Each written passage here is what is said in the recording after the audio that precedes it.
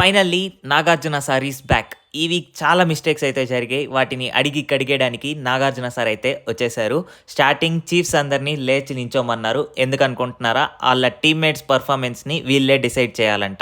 నిఖిల్ అయితే బానే పర్ఫార్మ్ చేశాడు. మరి ఇద్దరు చీఫ్స్ ఉన్నారు కదా! మిగిలిన ఇద్దరు చీఫ్స్ వాళ్ళ టీమ్‌మేట్స్‌ని జడ్జ్ చేసే అంత పర్ఫార్మెన్స్ వాళ్ళైతే చేయలేకపోయారు. కాబట్టి వాళ్ళిద్దరిని తీసేయబోతున్నారు. సో, ఎందుకు తీసేయబోతున్నారని మనం లాస్ట్‌లో అయితే చెప్పుకుందాం.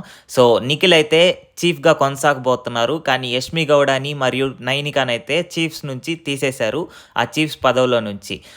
సో, స్టార్టింగ్ ఈ చీఫ్స్‌నైతే వాళ్ళ టీమ్‌మేట్స్ పర్ఫార్మెన్స్‌ని జడ్జ్ చేయమన్నారు. సో, బాగా ఆడిన వాళ్ళని గ్రీన్‌లో, బాగా ఆడని వాళ్ళని రెడ్‌లో అయితే పెట్టమన్నారు. స్టార్టింగ్ అభయ్ నవీన్ గురించి మాట్లాడాలంటే గేమ్స్ అయితే చాలా బాగా ఆడుతున్నారు. ప్లస్ ఎమోషనల్ డ్రామా కూడా ఏం చేయట్లేదు. కానీ గేమ్స్‌లో ఒక పరిధి ఉంటది. ఆ పరిధిని దాటి తోసేయడం, లాక్కోవడం, సో, గొడవ పడినట్టు ఆడుతున్నాడు. సో, దీని గురించి నాగార్జున సారు విష్ణుప్రియనైతే అడిగారు. ఎందుకనుకుంటున్నారా? లాస్ట్ గేమ్ మీరు గమనించినట్లయితే విష్ణుప్రియనైతే తోసేశాడు. కానీ అభయ్ ఏమో నేను తొయ్యలేదు అని డిఫెండ్ చేసుకున్నారు. కానీ మనమందరం ఎపిసోడ్ చూసినట్లయితే విష్ణుప్రియనైతే అభయ్ నవీన్ తోసేశాడు.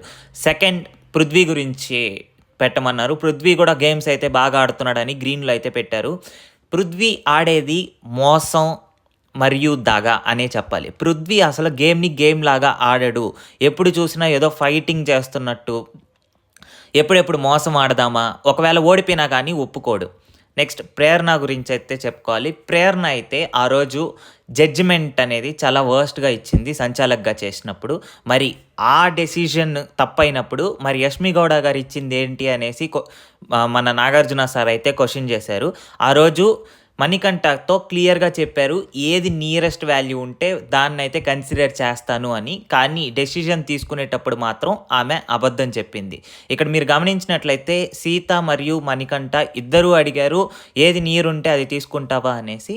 సో, ఫైనల్‌గా వీడియో ప్లే చేసినప్పుడు యష్మి గౌడ గారి ఆ సీక్రెట్ ఏదైతే ఉందో అదైతే బట్టబయలైంది.